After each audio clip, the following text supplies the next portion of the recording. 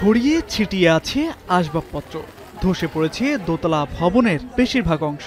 এ চিত্র আশুলিয়ার পশ্চিমপাড়া এলাকার জুয়েল আহমেদের বাড়ির। বুধবার সকাল 7টায় চুলা জ্বালানোর সময় গ্যাস সিলিন্ডার লিকেজ থেকে বিস্ফোরণের ঘটনা ঘটে।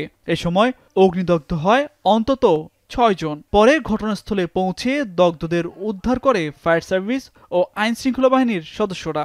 দগ্ধদের 4 জনের অবস্থা গুরুতর হওয়ায় পাঠানো হয় রাজধানীর জাতীয় বার্ন ইউনিটে। ওইখান থেকে আগুন জ্বলতে আছে, এক মহিলা বোমের মতো উইডা সামনে আমার পড়লো, ওই সাইডে পায়ার ভিতর দেখে আগুন জ্বলতেছে। আমার ঘরের জিনিসপাতি ভাঙি চুরে সব দুমড়ে মুছড়ে আছে। পরে সব কান্নাকাটি করে বাইরে বের হয়েছে, দেখে এখানে হচ্ছে আগুন জ্বলতেছে। যারা ভাড়াটে ছিল ওই রুমের ভিতরে ওরা সব পড়ে রয়েছে, সব অজ্ঞান অবস্থায়। পরে সব ধরে মেডিকেলে নিয়ে গেছে। এখন আমরা কি করব, কই যাবো এই বাচ্চা নিয়ে? আর কিছু বাইর করার মতো ক্ষমতা নেই আমাদের, রুমের ভিতরে কিচ্ছু নেই, একবারে গুঁড়া হয়ে গেছে সব। এদিকে অপরিকল্পিতভাবে ভবন নির্মাণ হওয়ায় লিকেজ থেকে বিস্ফোরণে ভবনটি ধসে পড়ে বলে ধারণা স্থানীয়দের। শুধু গাঁথনির রূপে এই বিল্ডিংটা আছে, বুঝছেন, এই জন্য এই দুর্ঘটনাটা বেশি হয়ে গেছে। বিল্ডিংটা তো কলবই নাই, বিল্ডিংয়ে তো কোনো কিছু নাই, মানে একটা কলপ করে দিয়ে করবে এটা না, খালি সাপোর্ট দিয়ে সাইডে ওয়াল গেটে সাপোর্ট দিয়ে দোতলা করা।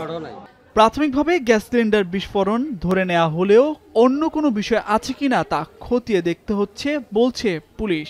পুলিশ তাৎক্ষণিক জানার পরে ফায়ার সার্ভিস সহ তাদেরকে দ্রুত হাসপাতালে ভর্তি করানো হয়েছে। নারী ও শিশু যে হাসপাতালটা রয়েছে নরসিংহপুর ওইদিকে, সেখানে চিকিৎসা চলছে। এই ঘটনায় এলাকা জুড়ে বিরাজ করছে আতঙ্ক। ভবিষ্যতে এমন দুর্ঘটনা রোধে গ্যাসের ব্যবস্থাপনায় যথাযথ নজরদারির দাবি এলাকাবাসীর। এখন সাভার। শাইনি চুলে এখন হবে সব হেয়ার স্টাইল। সিল্কোর দ্বিগুণ শাইনি চুল প্রতিদিন।